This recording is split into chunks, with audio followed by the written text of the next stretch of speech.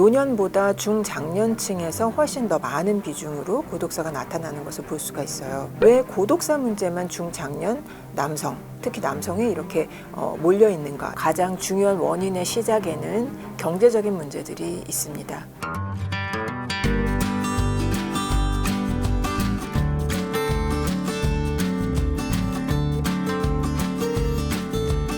네, 안녕하세요. 저는 서울시 복지재단에서 선임연구위원으로 고독사와 돌봄에 대한 연구를 하던 사람이고요. 지금은 1인 가구의 웰라이프와 웰다잉을 연구하는 스스로 랩의 대표로 있습니다. 송인주라고 합니다. 반갑습니다. 현재 고독사 사망 사건 통계를 보면 노년보다 중장년층에서 훨씬 더 많은 비중으로 고독사가 나타나는 것을 볼 수가 있어요. 실제로 사망 연령은 모두 다 70, 80대 노인에 이제 치우쳐 있는데 왜 고독사 문제만 중장년, 남성, 특히 남성이 이렇게 몰려 있는가에 대해서 우리가 좀 주목해야 되는 굉장히 중요한 사인이죠. 고독사 통계에서 5060 남성이 차지하는 비율이 54%에 이릅니다. 이 비율은 전체 고독사에서 굉장히 높은 비율이고 특히 남성에서 특정 연령에서 이렇게 많이 나타나는 것은 특이하고 이상한 문제다라고 봐야 하는 상황이에요. 근데 고독사는 사실은 굉장히 오래된 단절과 여러 가지 생애 사건이 엉키고 설켜서 누적되어서 나타난 결과물이다라고 봐야 될 것 같아요. 단 한 가지 이유로 나타나는 현상은 아닙니다. 그런데 그 원인을 쭉 탐색해 보면 가장 중요한 원인의 시작에는 경제적인 문제들이 있습니다. 실패, 그다음에 은퇴, 조기 은퇴, 그리고 그 과정에서 이혼도 있고 또 질병도 있고 그리고 자기 자신을 잘 돌보지 않는 자기 방임이 겹치면서 질병을 적기에 치료하지 못하고 방치하는 상태가 오래되고 사람들과 만나지 않으면서 지속적으로 문제가 누적되어서 나타나는 고독사 현상을 볼 수 있게 됩니다. 각각 고립의 원인이나 특성에는 어떤 차이가 있을까요? 네, 무엇보다도 중장년은 경제적인 문제에서 시작되는 고립이 더 많이 발생한다면 노년은 질병이라던가 사별, 이런 어떤 생애 사건에서 나타날 만한 여러 가지 문제점들로 인한 고립이 더 많이 나타나는 것을 볼 수 있습니다. 질병 고립의 대표적인 유형으로는 사실 갑자기 이제 건강한 사람이 병자가 되는 순간 우리는 모두 다 고립을 경험해요. 여기 계신 분들 중에도 그러니까 갑자기 병이 나타나서 치료를 하거나 입원을 하거나 수술을 하게 된 경험이 있으실 수 있을 거예요. 건강한 사람이었다가 환자가 되는 순간 굉장히 다양한 여러 가지 상호작용이 끊기고 그리고 고립되는 경험을 합니다. 그리고 더불어 노년층에서 고립되는 질병의 대표적인 것이 바로 치매입니다. 치매는 자기의 정체성을 상실해 나가는 질병이기 때문에 질병 자체의 성격이 고립을 부추깁니다. 그래서 그 전에 사람들과 관계 맺기가 전혀 안 되고 그 상호작용이 단절되면서 자연스럽게 고립되죠. 그런데 중장년의 고립은 노년의 고립과는 좀 성격이 다르게 경제적인 문제, 그 문제를 해결하기 위해서 집중하는 과정에서 나타나는 고립이라고 볼 수 있을 것 같습니다. 은퇴 이후에 나타나는 문제로는 경제적인 문제만 생각하기 쉬운데 사실은 사회적인 역할이 즉 정체성이 상실되는 것을 말합니다. 내가 한참 일할 나이, 모든 사람들이 출근하는 시간대에 집에 있고 아무도 없는 공간에 혼자 앉아있는 순간 사람들이 굉장히 정신적으로 어려움을 겪게 돼요. 그것을 우리는 우울이나 무기력이라는 말로 표현하기도 하는데 이런 상태는 경제적으로 조금 더 다른 어떤 도약을 하거나 새로운 계획을 세우기 위해서 에너지를 써야 하는 시기에 그것을 적기에 잘 할 수 있지 못하게 만드는 걸림돌이 되기도 합니다. 그러니까 이런 트윈쇼크라는 표현을 쓰셨는데 경제적인 어려움이나 현재 가지고 있는 나의 어려움을 슬기롭게 해결하기 위한 이성적인 판단을 해야 되는데 그 판단에 이 정서적인 어려움이나 역할의 상실로 인한 무기력 이런 것들이 이런 그 슬기로운 판단을 저해하는 요인이 될 수 있는 거죠. 이것이 상호작용하면서 위험들이 가중되는 것을 볼 수가 있습니다. 이를테면 경제적인 문제가 나타나면 경제적인 문제에만 관심을 가져요. 그래서 주변에 다른 사람도 안 보이고 사람들과 대화 나누는 것도 굉장히 어려워합니다. 이렇게 한 가지 문제에만 지나치게 집중하다가 보면 실질적으로 좀 균형된 판단 그리고 사람들과 정상적인 상호작용 이런 것들을 더 못하게 되죠. 이런 게 부정적인 상호작용을 미치면서 여러 가지 상황들이 발생이 됩니다. 과정에서 평소보다 더 많이 술을 드신다던가 아니면 연락하고 있는 사람들이 연락이 와도 연락을 다 끊고 그리고 거부한다던가 이런 태도들을 보이시게 되는 거죠.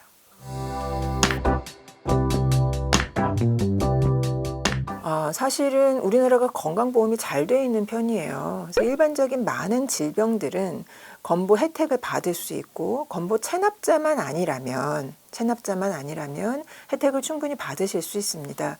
우리가 사실은 내가 질병을 앓고 있어 라고 생각하는 순간 경제적으로 여유가 없다면 내가 이 질병 때문에 더 많은 돈을 지출해야 될지 몰라 라는 생각에 오히려 짓눌려서 합리적인 판단으로 예방을 하고 치료를 하는 적극적인 행위를 안 할 수 있어요.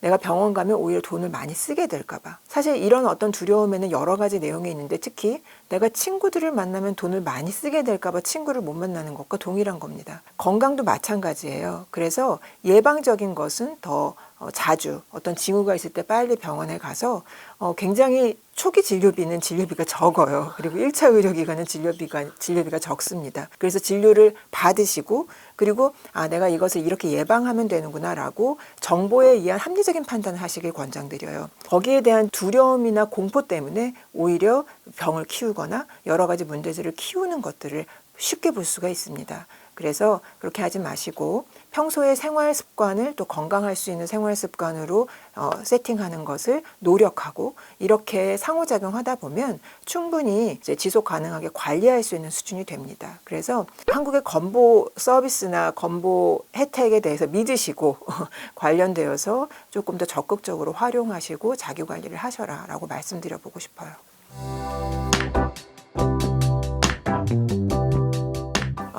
일단 5, 60대의 1인 가구가 되는 것은 여러 가지 경로가 있습니다. 일단 첫 번째는 이혼을 들 수가 있고요. 두 번째는 일자리를 찾아서 1인 가구가 되는 경우가 있습니다. 이 두 가지 경우가 사실은 주거 취약과 함께 나타납니다. 만일 이제 이혼한 중장년이라고 했을 때 이혼한 중장년 남성이 혼자 사는 집을 구할 때 사실 그렇게 주거의 안정성이라던가 좋은 주거를 추구하지 않아요. 그래서 더 싼 주거 그리고 가능하면 비용을 적게 투자하는 주거에 사시려고 선택을 합니다. 그러면 사실 주거가 취약해지죠. 그러니까 원룸이나 아니면 고시원도 쉽게 선택하게 되고요. 이렇게 주거가 취약해지는 곳에서 살게 되시면 더 고립됩니다. 왜냐하면 집에 누군가 찾아오는 것 자체가 굉장히 어려워지거든요. 그렇게 해서 고립되고 그런 어떤 삶 자체가 계속 자기의 삶의 패턴이나 사람들과 상호작용하는 것을 저해하는 방식으로 전환될 수가 있죠. 그래서 실제로 1인 가구의 이런 주거 취약성은 그 주거를 선택하는 사람들의 어떤 입장에 따라서 바뀌는 것인데 주거에 대해서 투자하지 못하는 1인 가구가 바로 중장년이다. 이렇게 볼 수 있어요. 청년 1인 가구도 고시원에 많이 사는데 청년기는 자기가 뭔가 이것을 감내해서 돈을 모으고 이걸로 어떤 도약을 해야 되겠다라는 목표를 분명히 가지고 하는 사람들이 있는 반면 중장년은 굉장히 포기를 하거나 그리고 자기 삶에 대해서 별로 기대하는 것이 없는 사람들이 취약한 주거를 선택하는 경우가 많아요. 그래서 이 주거와 중장년 1인 가구는 굉장히 연결성이 많이 됩니다. 그래서 취약한 주거일수록 중장년 남성이 많이 사는 것을 볼 수가 있어서 관련돼서 정부의 정책이나 지원 서비스들이 굉장히 많이 필요하고 실제로 주거급여는 다른 기초수급 제도보다 훨씬 더 혜택을 빨리 받을 수 있는 경제 수준으로 지금 세팅이 되어 있어요. 그래서 그런 필요가 있으시면 주거급여 혜택을 받으셔라라고 말씀드리고 싶고 더불어 이제 일자리 취약성은 사실은 여기 계신 분들이 모두 다 이 방송을 들으시는 분들이 모두 다 아시겠지만 최근에 그렇게 일자리가 많지 않습니다. 게다가 이제 뭔가 주된 일자리에서 은퇴하신 분들이 대체로 50대 초반인데 은퇴한 이후에 새로운 일자리를 찾으려고 해도 그전에서 얻었던 급여의 한 50%에서 60% 정도밖에 안 되는 급여를 받게 되고 게다가 일자리가 안정적이지도 않고 내가 나의 기술로 일자리를 얻으려고 해도 내 기술로 나를 채용하려는 곳이 없고 다 나이가 많다고 잘리게 됩니다. 이런 어떤 과정을 몇 번 겪게 되면 다 대체로 노무직에서 일을 하시게 돼요. 노무직 일자리라는 것도 사실은 중장년이 건강을 유지하고 그 일을 건강하게 해낼 수 있다면 괜찮은데 노무직 일자리도 하청의 재하청 일자리 같은 경우는 안전관리도 잘 안 돼 있고 일자리에 참여하는 사람들에 대한 건강보장이라던가 안전권에 대한 조치가 굉장히 잘 되어 있지 못하는 경우가 있어서 일하시다가 많이 다치십니다. 이런 것들을 보면 실제로 일 과정에서 얻어지는 질병의 문제도 굉장히 있을 수 있고 그리고 최근에 플랫폼 노동이나 배달 노동도 많이 하시는데 사건 사고도 많이 나타나는 그런 노동의 현장이죠. 그래서 질 나쁘거나 아니면 안정성이 떨어지는 일자리에서 일하시게 될 가능성이 높아집니다. 이 과정에 두 가지 문제들을 함께 가지고 있게 되는 거죠. 주거의 불안정, 그다음에 일자리의 불안정. 이제 이 문제들을 개인이 다 감당해야 하는데 사회 정책적으로 고민을 해야 되는 부분이라고 생각합니다.